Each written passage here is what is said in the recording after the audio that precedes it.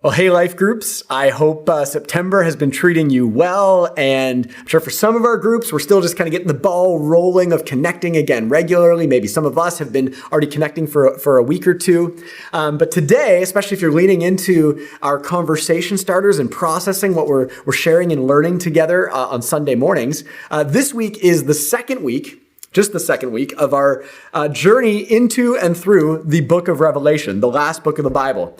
And this week I shared kind of a second part of an introduction to the book of Revelation in the second half of chapter 1, because chapter 1 kind of sets the stage for the whole rest of the book, what this is and how it came about and kind of where it's taking us going forward.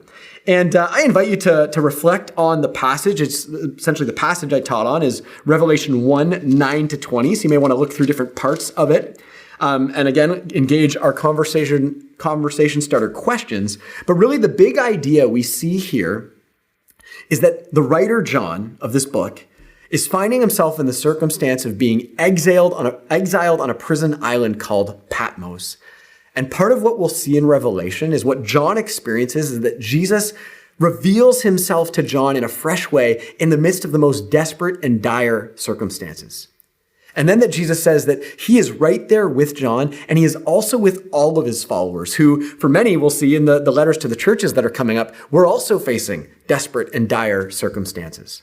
And so most of all, what we see here and what I want you to hear is that in whatever we're going through, in whatever feels difficult, challenging, desperate, dire, or maybe even like a prison in our own lives, that Revelation unveils that Jesus is right there with us in it.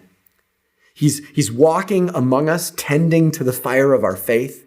He's holding out his strong and powerful right hand, the same right hand that holds the 7 stars or the cosmos, as it says here. He's placing that hand on us. He's saying, do not be afraid. I am with you.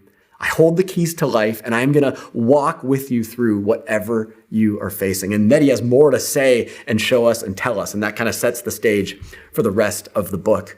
And so I invite you to talk about, again, what you learned through the text, but also what you're going through together. And I think one of the most powerful ways and powerful reasons we have life groups is that part of how we experience Jesus with us in the tough stuff is through the people that are with us in the tough stuff. And so, especially if anyone in your group is going through tough stuff these days, let's love and support each other well as we know that Jesus is with us and Jesus can be with us through each other as we walk through it. So have a great conversation and have a great time together this week as a group.